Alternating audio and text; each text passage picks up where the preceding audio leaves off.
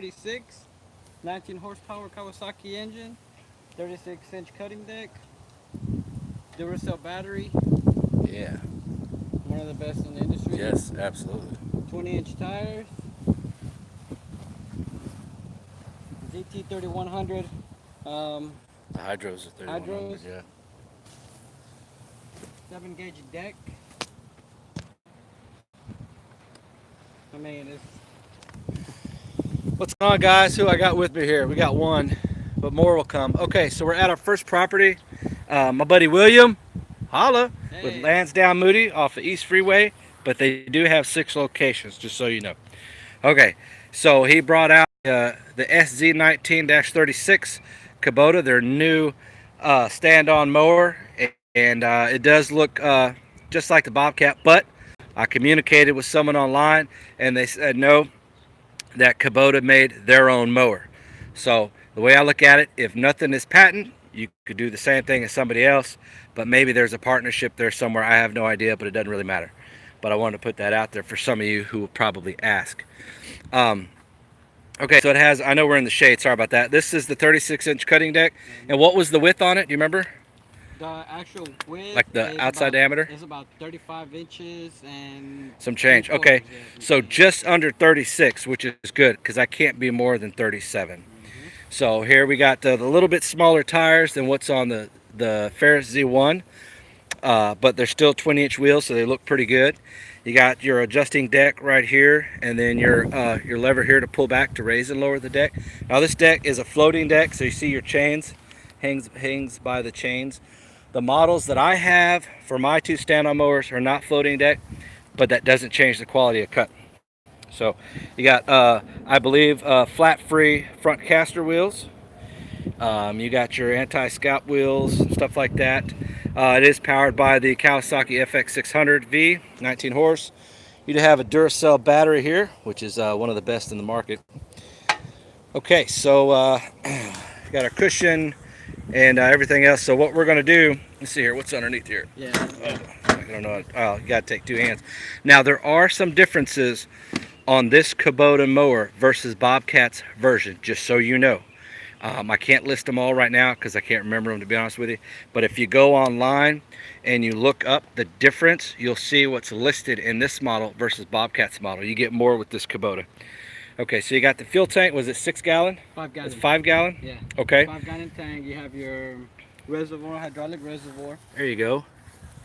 If you look over on this side right here, you have this deal where it adjusts it, and what it does is it's gonna actually regulate. Oh, okay. So instead of the pull pin like the Ferris. Yeah, you just, hey, you know what? I don't want to go too fast, so you know you make your deal a little like bit that. shorter. It's just a turn of a knob. Okay. What else we got? Got an air filter here. You have your air filter. Looks like you got your oil check guy here and then your drain plug. I like that. Then you could just pop it right down there, that little hole with your drain pan down there. That's good. You want to get a little bit more into the deck. You know, this is what I like so much. You know, it's just handy. You're not having to carry tools around. Yeah, I do like that. You know, this. All right, not bad. We'll lower that deck all the way down. Then you're able to get your hands in there and pop a belt on or off, whatever you need. Or whenever you just need to grease your spindles. Oh yeah, because you got to grease those too. Now this this mower is powered by hydro gear of the ZT3100s. I think William said that at the beginning. I wasn't paying attention. 3100.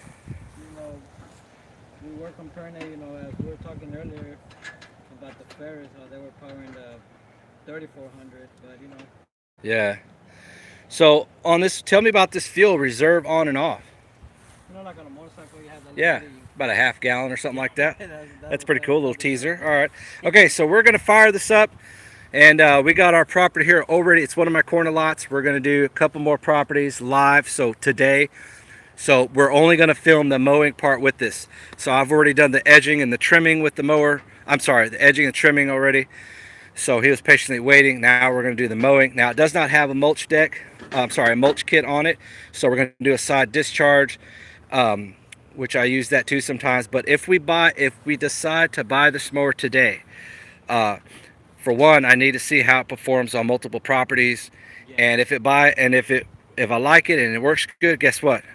He's going back to the office with an empty trailer.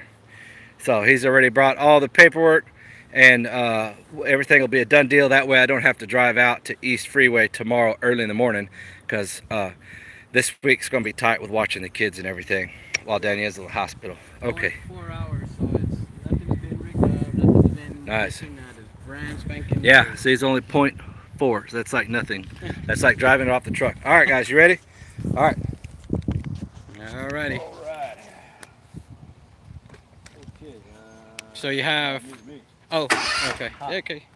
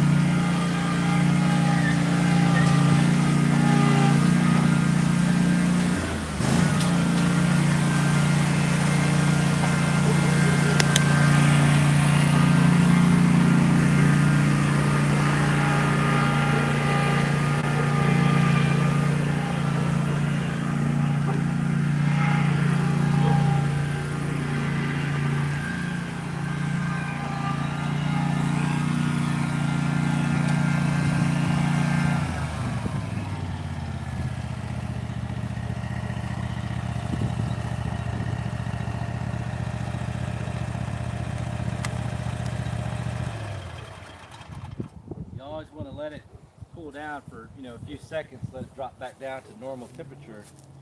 Okay, so that was the first time I've ever been on one and got to use it. The first time I ever started one. I stood on them before at Williams dealership, but this is the first time I actually got to operate it. And it took me a little while to get used to the controls because I'm so used to Ferris. So that's nothing to do with Kubota. That's just I'm used to another way. And I had to get used to when you're going to step off and it's running, you want to make sure it's in park so it'll stay running. And then of course, you know, turn the blades off. But you know, I had it in to cut, and then I was getting off because I was changing the height or pushing the chute down. Well, it started to die, so I forgot I had to have it parked. So that's something you have to remind yourself of. This is that safety too. When you let off, when you're not on a platform or whatnot, if that's not engaged or disengaged or whatever it is, somehow it works with the cutting off sequence, which is not a bad idea actually. As far as like the bounciness, I thought it was just as comfortable as Ferris. There is a little different in the platform other than the springs. You know, of course, we know the spring is completely different. They got patent suspension, and you know, here they got these little like rubber shock absorbers here, and then underneath there's a thick rubber part, kind of like this. This is actually metal, but underneath here there's a thick, like really thick rubber piece, and that's what's absorbing that, not an actual spring, but that's actually pretty comfortable. The other thing I noticed is different on this platform is it shoots up at an angle, where the Ferris, like it's got this little lip here. Ferris is completely flat, but Ferris you can adjust the height of this angle, and that really has to do with your height and your weight. So where this, you know, it's one setting and that's it. That's all you got. But it's pretty comfortable, I think. Now, if you wanted to walk this machine instead of, you know, drive it, you know, you can lock that up. That's something that Ferris doesn't have, which I think is pretty neat. You know, loading it on a steep trailer, or maybe navigating around somewhere. Or getting off the trailer. Yeah, William went back it down. I'm like, man, I do that 10 miles an hour backwards with my eyes closed. He's over here walking it down, but that's all right. There's nothing wrong with being safe. If you need to pull this, or you need to move this machine, you know, and you need a kind of in a neutral, you pull these pins right here. That should put it in neutral, I think, right, William? Yes, yeah, that's okay. exactly what it does. You have one on each side. One on each side, yeah. So these fenders, you know, I wish these wheels were taller and wider, but that's okay. I think they'll do good. One of the things I noticed right away with the hydros is the 3100 and 3400. So let's talk about that for a second. I went on hydrogear.com last night, and I looked. The 3100 pumps are designed to push a vehicle by the weight of up to 500 pounds. So you got two of those on here. So that's 1,000 pounds. Now the machine is 830 pounds. I'm 260 pounds. So you're already hitting like right 1,100. So now it had no problem navigating.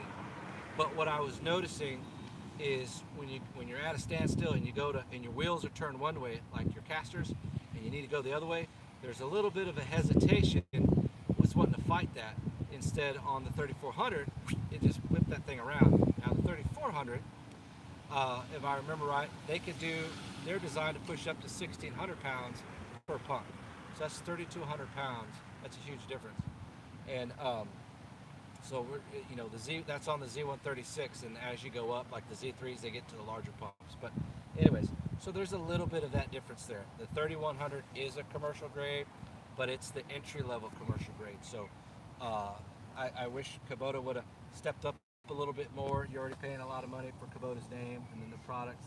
You know, it wouldn't have been that much more to put 3,400 on it. Will it keep me from buying it? No, probably not. I think, you know, they'll hold up with what I do and the different terrains.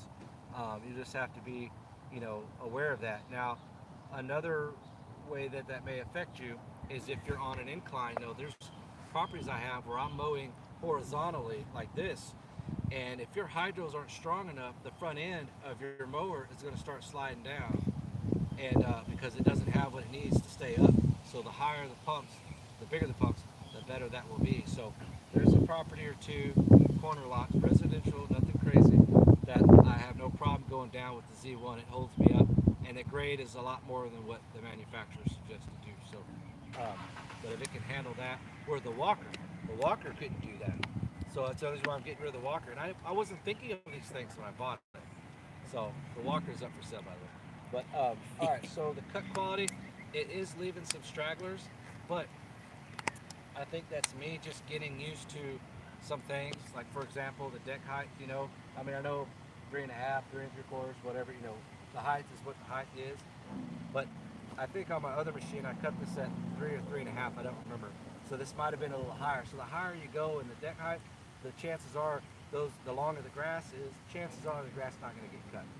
Sometimes, you know, because it wants to lay down with that prop blast and not hit up where the lift on the blade is supposed to draw it up. Sometimes it just happens. So we'll see how it does the next few properties. The backyard, when I lowered it down to 3 inches, I didn't see any stragglers.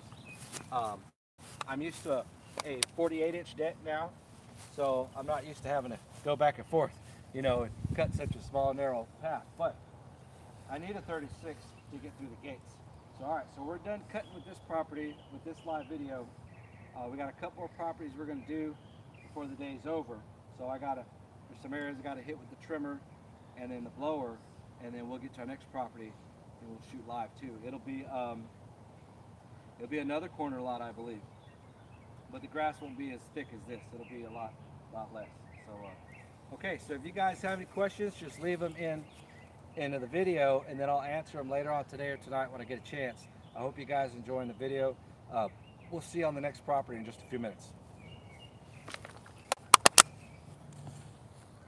Yeah, and it'll say finish or something like that, then you'll hit it again. Let's see here. Oh,